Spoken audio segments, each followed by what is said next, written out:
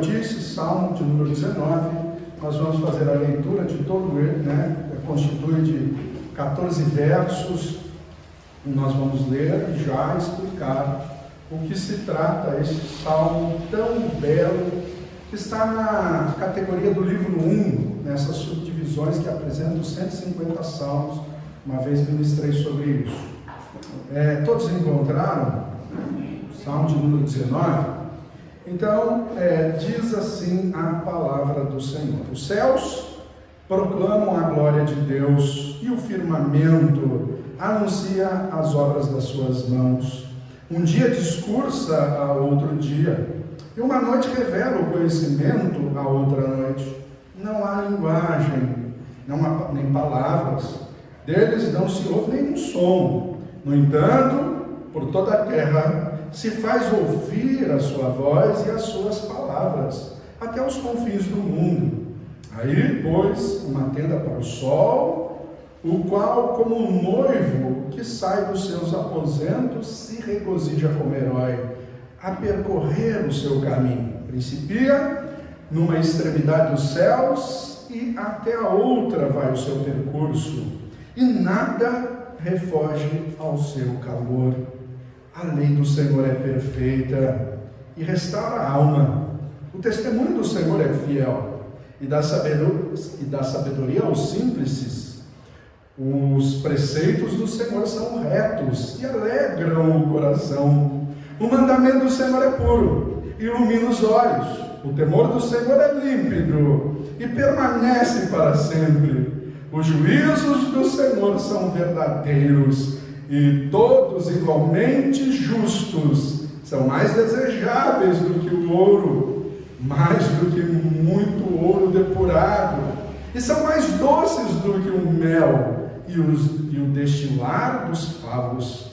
Além disso, por eles se admoesta o teu servo em os guardar a grande recompensa. Quem há que possa discernir as próprias faltas? Absolve-me das que me são ocultas. Também da soberba, guarda o teu servo, que ele não me domine. Então serei irrepreensível e ficarei livre de grande transgressão. As palavras dos meus lábios e o meditar do meu coração sejam agradáveis na tua presença, Senhor, rocha minha e Redentor meu. Vamos por mais um momento orar. Senhor Deus, que canção maravilhosa foi lida aqui. Que eu possa pregar segundo uma regra bem clara para nós, que eu interprete esses textos segundo a tua palavra, para que continue sendo, Senhor, o protagonista desse local, e que não venha roubar a tua glória. É impossível, mas alguns tentam. Nosso coração é enganoso a esse ponto, mas que o Senhor não permita e que o teu nome seja honrado nesse lugar e glorificado em nome de Jesus Cristo. Amém. Pois bem, esse salmo, ele tem por objetivo apresentar um tema dentro da teologia, a qual nós chamamos de revelação geral. A gente fala muito sobre isso. E a revelação especial. Esse é o objetivo proposto desse salmo, com algumas subdivisões a qual eu apresento. E, ao decorrer, obviamente, falarei sobre revelação geral, como também revelação especial. Então, aqui está contido o que as Escrituras apresentam na sua totalidade. Então, aqui tem os dois livros de Deus. E também vou explicar isso. Mas vamos falar dessas subdivisões. O verso 1 diz da declaração da natureza. E depois os versos 2 e 6 fala da palavra pública. Depois dos versos 7 ao 10, o louvor da palavra e o engrandecimento dela pelo salmista. E do verso 11 e 13, da palavra privada, a admoestação que vem desta palavra. E a última subdivisão, que é um verso só, que é as consequências dela, que é a declaração que então o salmista fala. É um livro muito interessante, o livro de Salmos, Porque ele também é inspirado por Deus como qualquer outro. Porém, nos outros livros, embora Deus organicamente use o homem e o supervisiona para que ele escreva a palavra sem falhas, aqui é um livro muito interessante nesta dinâmica a qual Deus fala, mas também o homem fala com o seu coração, com a sua razão, e assim é esta interação supervisionada por Deus. Pois bem, verso 1 e 2, diz que os céus proclamam a glória de Deus, e o firmamento anuncia a obra das suas mãos. Eu já cito isso muitas vezes como analogia, mas imagine você ter uma bela casa, e você chegar ali e perguntar para aquela pessoa que a construiu, e dizer: nossa, me dá o telefone desse arquiteto, me dá o telefone desse engenheiro, e a pessoa diz: não teve nada disso, houve uma explosão, e dessa explosão gerou essa bela casa. Na realidade, explosões, até que eu sei, e as minhas experiências, eu nunca vi explosão gerar arte, coisas simétricas, mas eu vi explosões gerando um caos. Mas aqui está então a declaração da natureza. A natureza é também uma revelação ampla, é uma revelação geral, e ela conta uma história. E que bela história a natureza conta, uma história e tanto. Considere então, veja, primeiro, porque aqui está dizendo que os céus devem proclamar a glória de Deus. Mas vamos considerar no primeiro momento que a natureza revela acerca da imensidão do que é o próprio universo.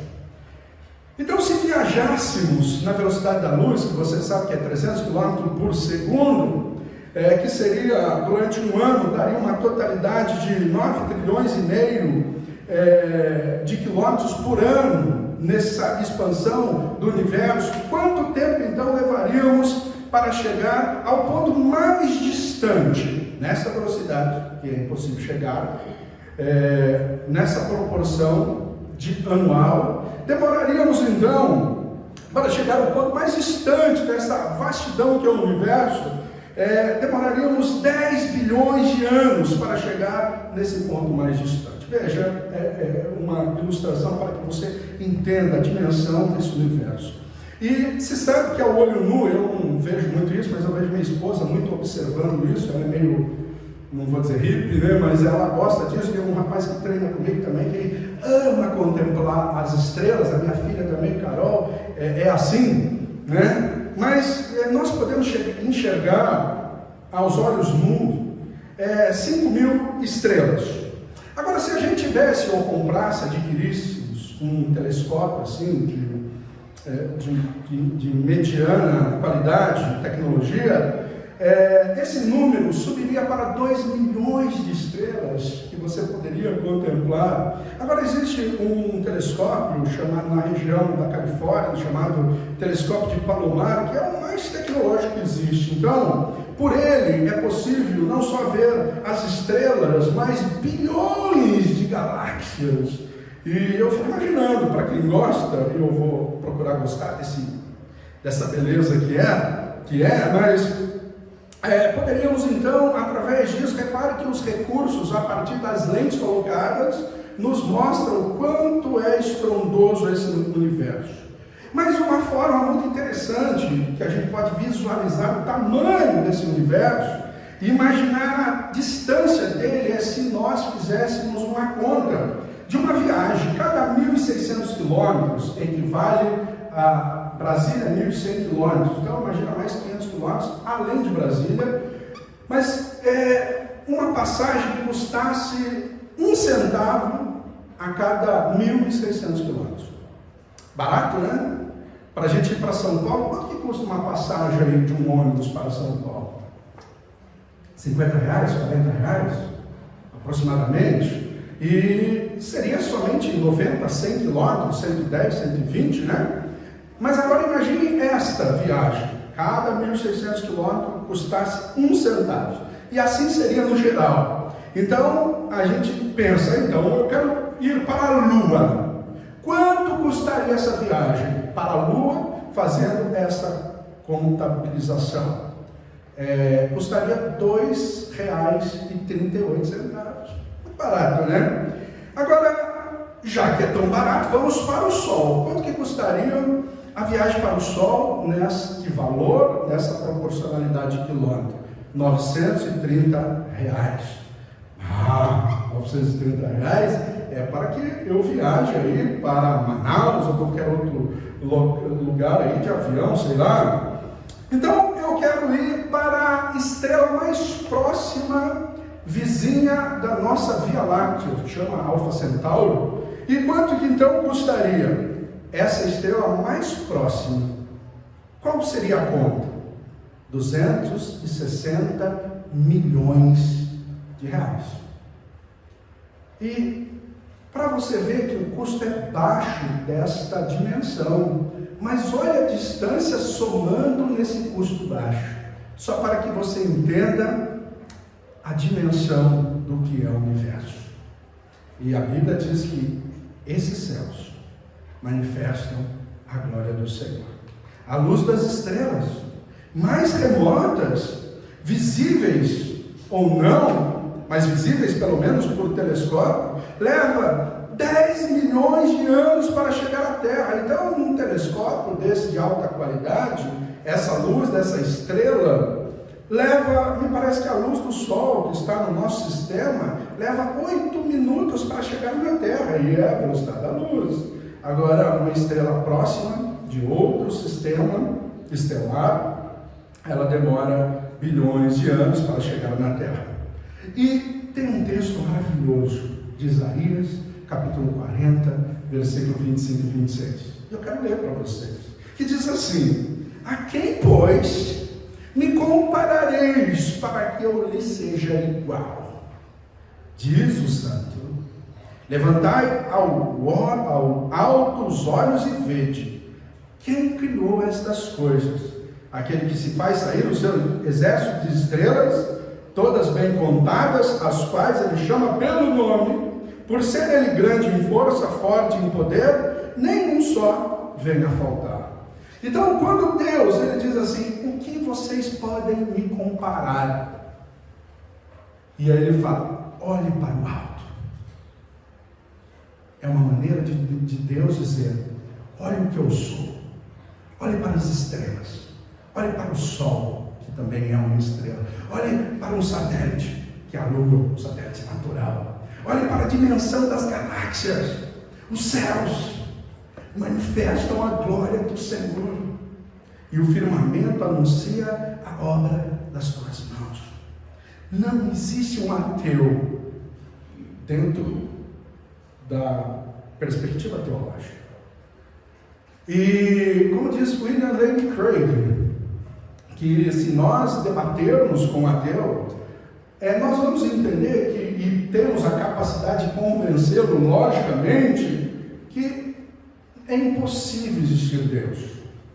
É impossível não existir Deus. Pois bem, então o que nós vamos ver não é de ordem intelectual o problema, é de ordem emocional ou de ordem moral. Emocional, porque ele teve alguma decepção com a vida, perdeu alguém, houve uma ruptura na sua história muito terrível e ele emocionalmente está abalado e não quer crer em Deus. Ou moral, porque ele não quer ter uma conduta segundo os preceitos de Deus, porque Deus exige santidade e ele quer então ignorar isto, porque esta é a exigência de Deus. Então a grandeza da criação aponta para um Criador infinitamente maior. Dia e noite os céus proclamam a magnitude do seu poder e da sua sabedoria. Cada dia ele aponta como um grande evangelista dizendo: Deus existe. Nas palavras então de Isaac Newton, agora ele diz: a natureza se levanta em alta voz, canta louvores ao Criador até os lugares mais distantes. Então, depois disso, nós vemos outra sessão, a se começar pelo verso 3, a palavra pública.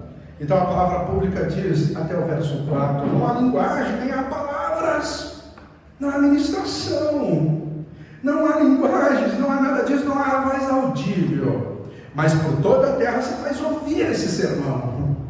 As estrelas, a sua mensagem até os confins do mundo proclamam esta glória. Só de olhar para os céus, o homem é capaz de saber que há um Deus e perceber o seu poder eterno. Por isso que então Paulo, em Romanos capítulo 1, versículo 20, ele diz algo, porque os atributos invisíveis de Deus, algo invisível, assim o seu eterno poder, como também a sua própria divindade, claramente, clarificadamente, se reconhece desde o princípio do mundo, por meio de coisas que foram criadas. Tais olhos, então, por conta disso, são indesculpáveis. Eles não podem chegar naquele dia e dizer, o Senhor não se apresentou. Mas Romanos 1,18 diz que a ira de Deus se manifesta sobre toda a impiedade de homens que detêm, resistem, subvertem a verdade em mentira. Para você mentir, você não mente sem paradigma de verdade. Existe um padrão. Para que você entenda que algo é torto, precisa de algo reto. Para que você entenda que o vermelho é vermelho, precisa do contraste do azul. Então, essa é a dinâmica do contraste que faz o nosso cérebro funcionar. E aqui está dizendo que pessoas suprimem a verdade de Deus, que é apresentada pelas coisas criadas, para que não tenhamos desculpas. Por isso que o Lord Kelvin, ele diz o seguinte: se você refletir com seriedade, a ciência obrigará a crer em Deus. Por isso que os cientistas deveriam ser os primeiros a se assentar numa igreja e glorificar a Deus, como outrora era. Se a gente ver a história dos prêmios Nobel, nós vamos ver que 80% deles vem de uma mente teísta, e mais precisamente de uma mente cristã. E aí nós vemos há outras partes divididas em islamismo, ateísmo, mas todo o bojo científico, no primeiro momento, foram de pessoas que investigaram porque criam em Deus, e a palavra do Senhor acaba liberando eles para tais investigações.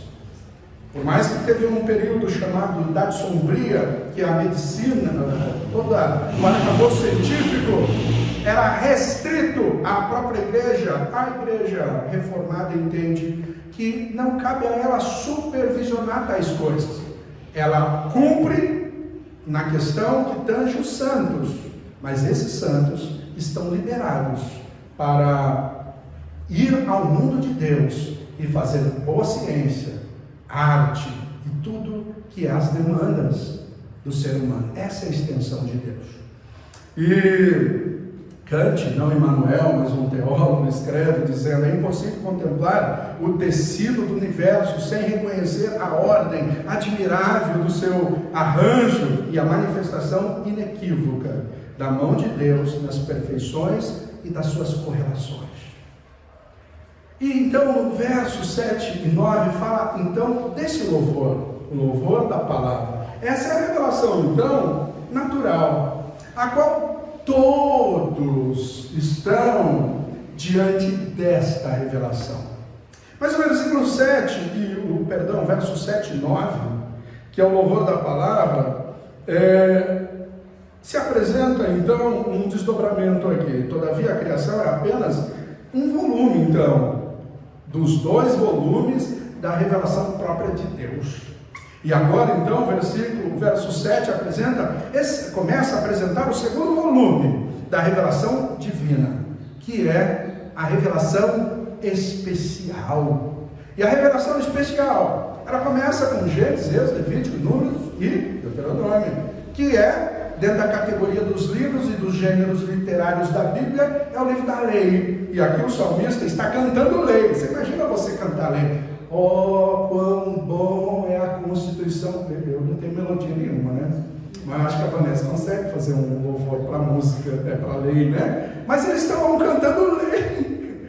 Como eu amo papagaio não, aquele radar, né? Imagina você fazer um amor. Vanessa, por favor, você, domingo pode fazer uma canção para um radar? Mas aqui eles estão magnificando a lei do Senhor e apresentando esse outro volume dessa grande obra do Senhor. Os dois, então, glorificam Deus e inspiram adoração aos mais atentos. Tanto que nós vemos isso, como o pai da história, Homero ou Heródoto? Um desses dois, Heródoto, né? Ele diz que quando viajou no mundo antigo, embora ele não havia percebido alguns lugares mais remotos, a organização política, algo em comum havia sobre todo o mundo, que era um altar. Índios, de uma forma primitiva, animista, adoram as coisas. Então o ser humano tem esse senso do divino e busca de alguma forma adorar. Até o ateu, quando ele não adora a divindade, ele adora ele mesmo. Ele quer sempre substituir e entronizar o coração dele. Então, aqui está apresentando esse ponto. Por isso que Kant, ele diz ainda: o céu estrelado acima de mim e a lei moral dentro de mim são duas coisas que enchem a alma de admiração e reverência a Deus. Então existe essa revelação natural, mas existe a especial pela palavra, que nos enche de admiração pelo Senhor. Porém, veja, isso deve se deixar bem claro, que há uma diferença entre esses dois livros. A criação revela o poder absoluto do Senhor, que Ele é poderoso, mas não apresenta o teu nome.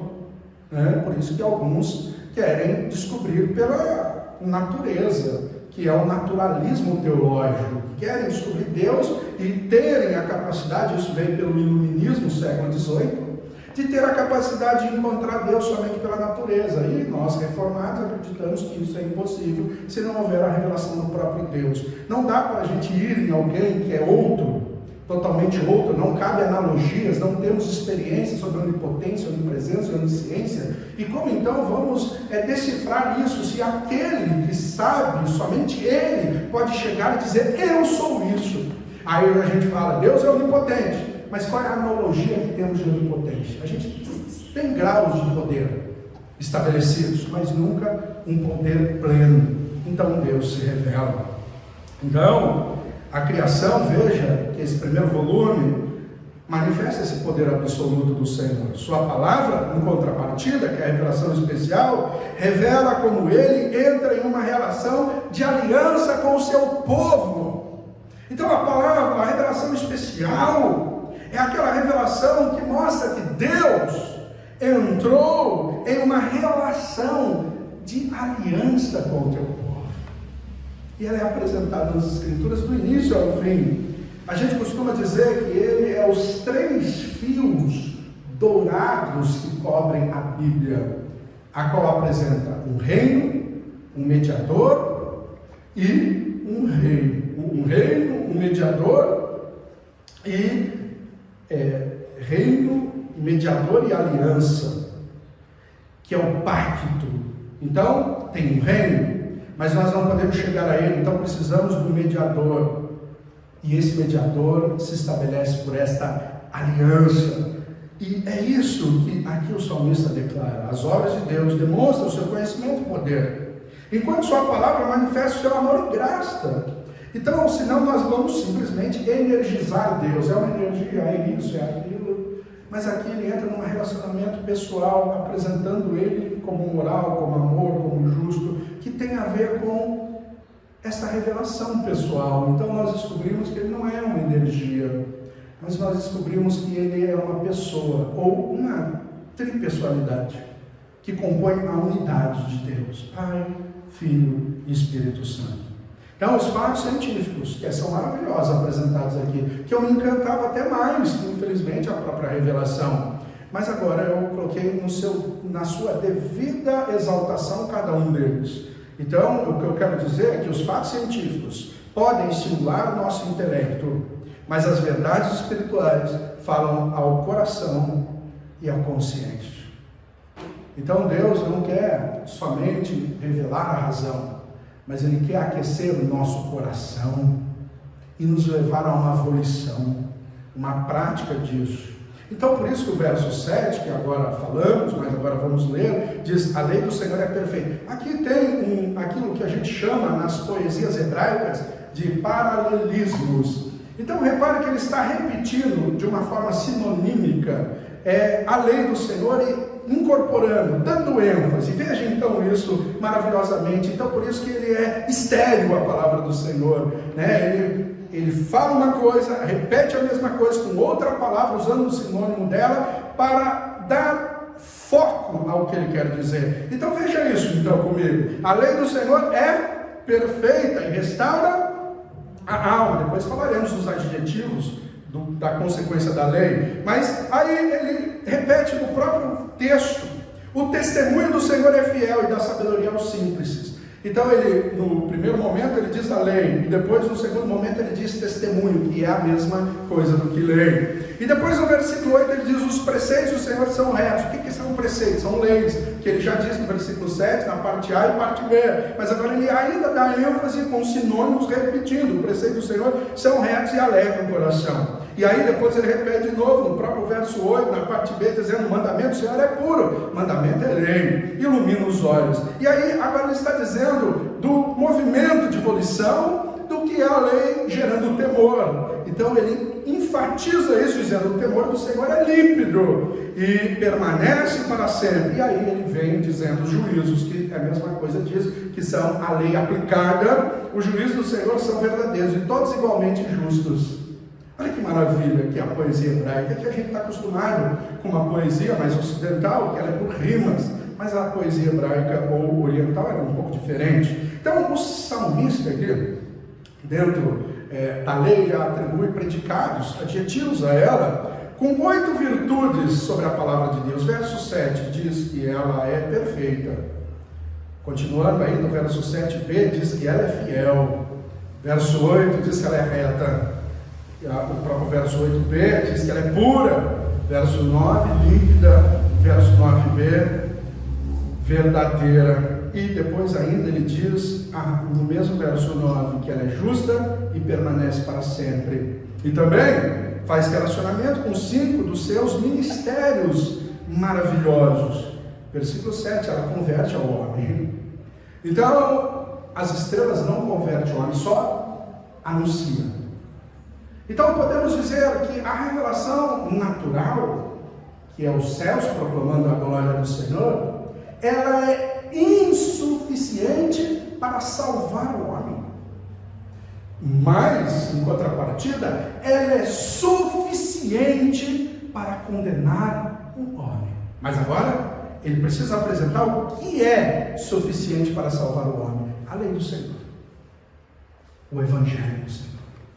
E aqui diz, nesses predicados, que ela converte o homem, ela converte a alma.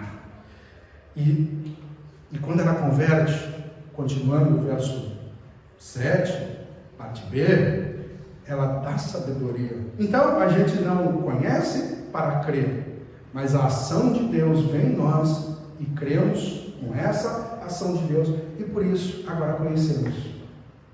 E agora interessamos por isso. Agora queremos ler as Escrituras. Agora queremos compreender sobre ela. Então ela dá sabedoria aos simples. Louvado seja o Senhor.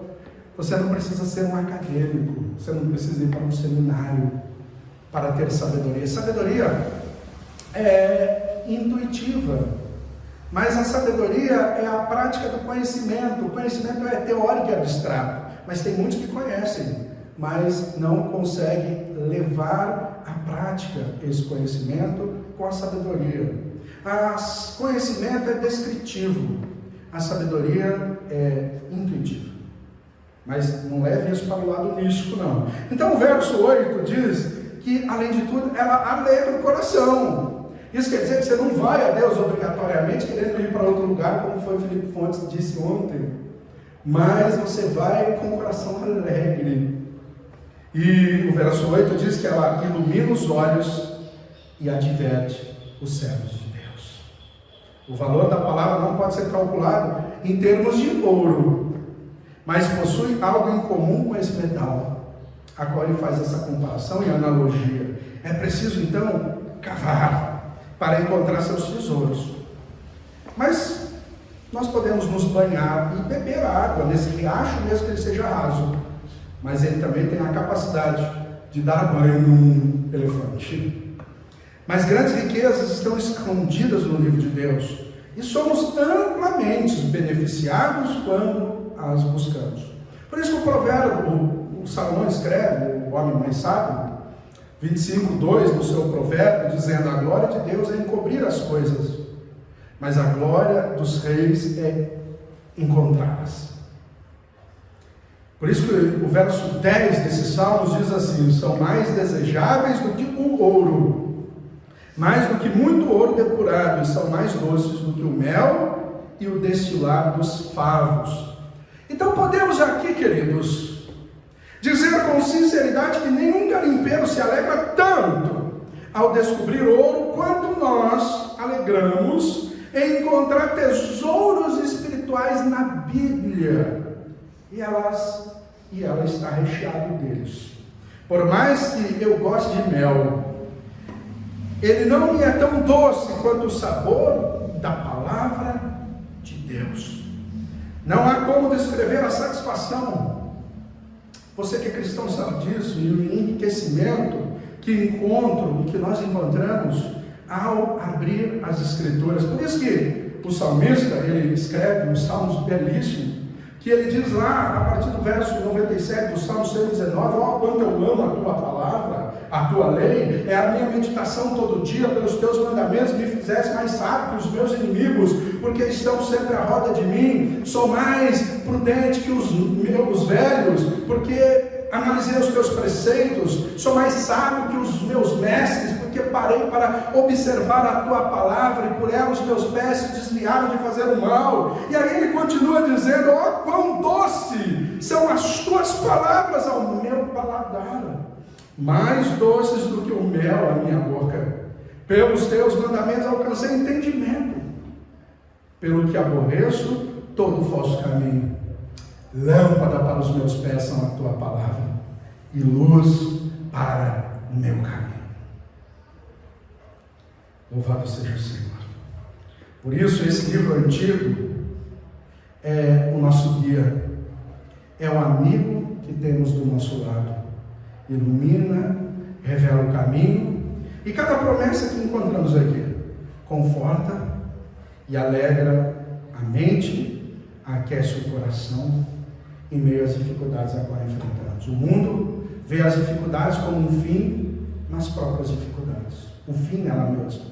Para o materialismo, naturalismo e qualquer cosmovisão destes, que advém do iluminismo e outros também, eles veem o problema como um problema simplesmente, o fim nele mesmo. Como o mundo vê o casamento como um fim nele mesmo, mas o casamento é diferente, é uma parábola para uma realidade maior, que é Pai, Filho e Espírito Santo. Então por isso que a gente resolve problemas do nosso casamento, mesmo vivendo dramas dele. E como o mundo, quando ele olha para essas coisas, ele fala: se o mundo acabar, o que vai acontecer? Eu não vou ter espaço, não vou ter geografia, não vou ter locais para habitar. Mas em contrapartida, nós, quando olhamos para isso, a gente vê até os sofrimentos como um meio para uma realidade maior, a qual Deus nos apresenta. Então os ateus dizem: qual é o problema do mal? Eles falam: o problema do mal inevitavelmente arroga para dizer que Deus não existe, ou Deus existe e não é tão bom assim, porque o mal existe. E assim eles filosofam, apresentam dilemas. Mas o fato é que, se nós perguntarmos para ele: mas qual é a solução? Você tem, dentro do seu bojo científico, por mais que nós não entendemos a realidade do mal, mas no cristianismo ainda ela faz sentido. Eu fiz essa analogia na rádio, né? Se eu falar: depois que acabar o culto vai parar um caminhão com 1000 sacos de cimentos, eu pediria a vocês, não precisa trazer oferta, nada, mas só me ajudar com 1000 sacos de cimento. O que vocês vão fazer?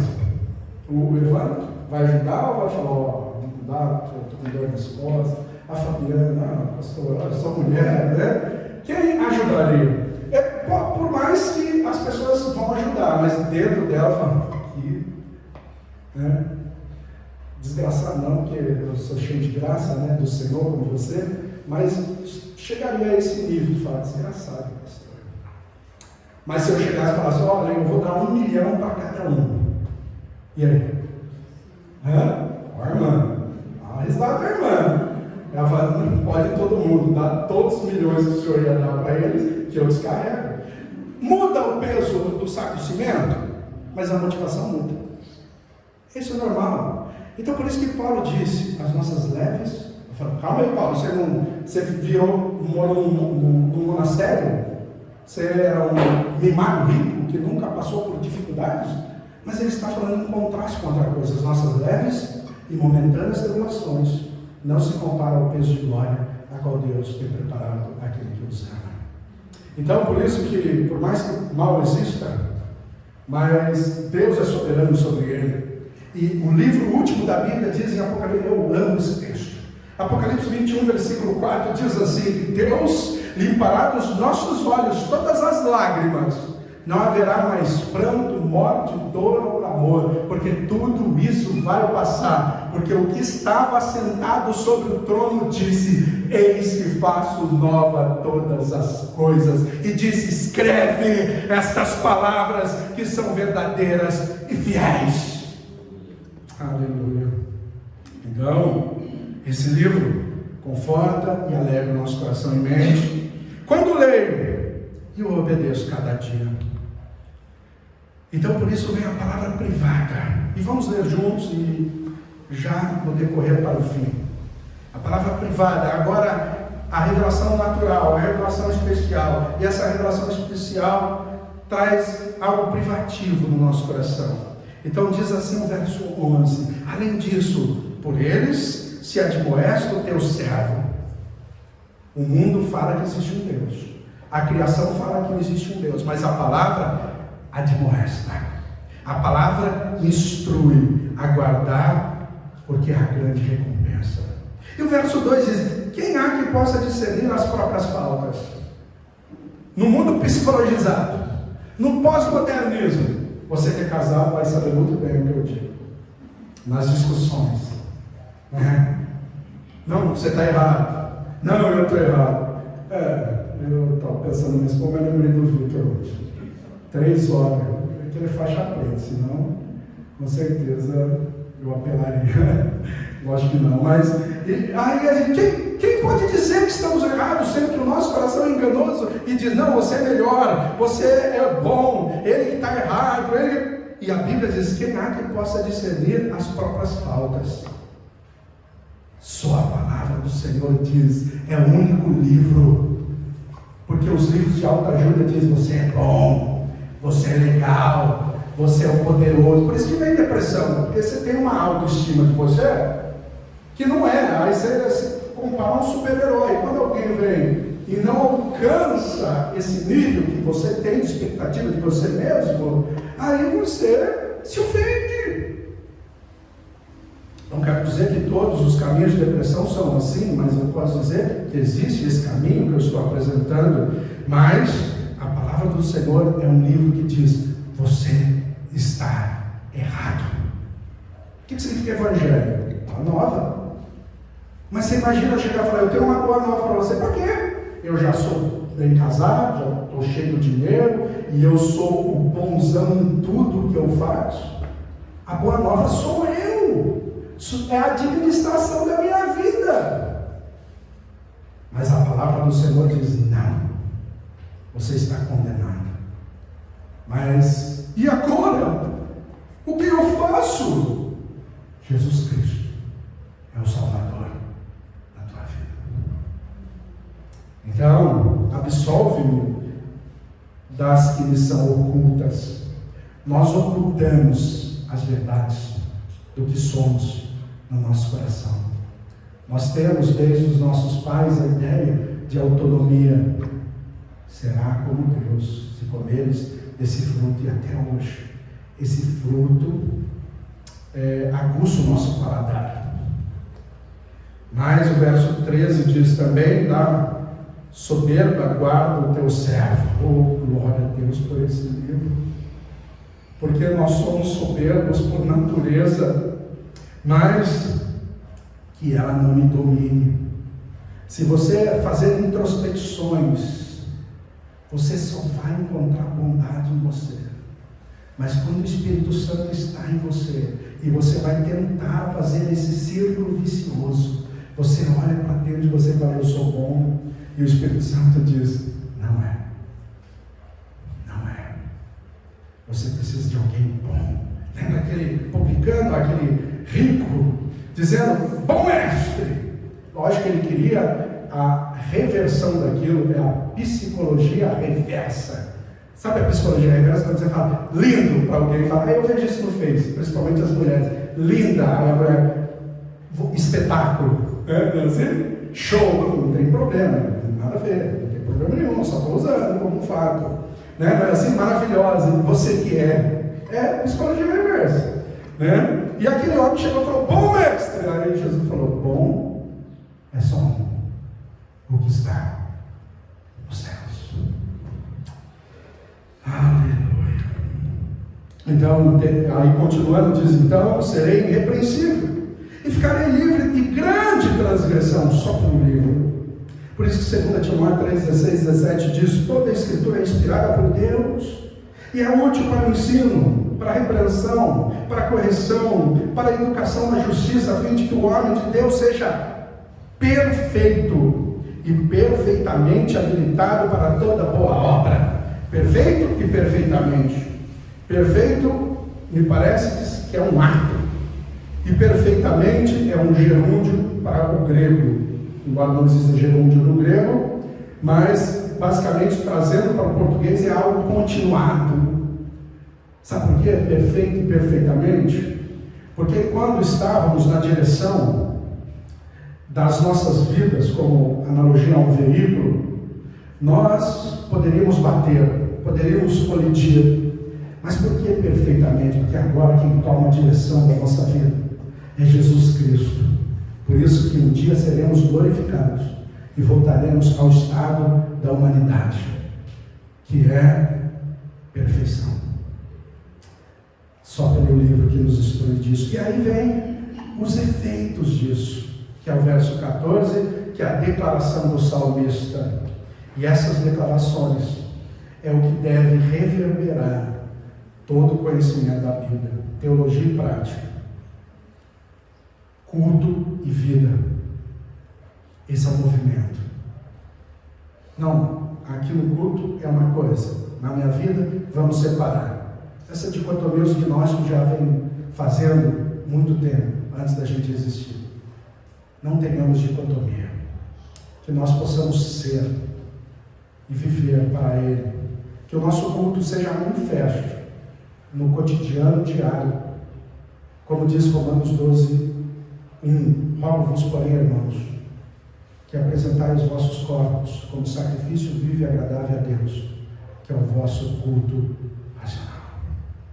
E não vos conformeis com esse mundo, mas renovai-vos pela renovação do vosso entendimento, para que experimenteis qual seja a boa, perfeita, agradável vontade de Deus. Por isso que o salmista diz, as palavras dos meus lábios e o meditar do meu coração sejam agradáveis na tua presença, Senhor, rocha minha e redentor meu. Ele viu Jesus aqui. E que nós possamos ver Jesus pela criação. Mas a criação diz que existe um Deus. E por isso existem inúmeros deuses. Mas a palavra do Senhor diz que só há um Deus. E o nome dele é apresentado aqui nas Escrituras. Jesus Cristo, a nossa rocha e o nosso Redentor.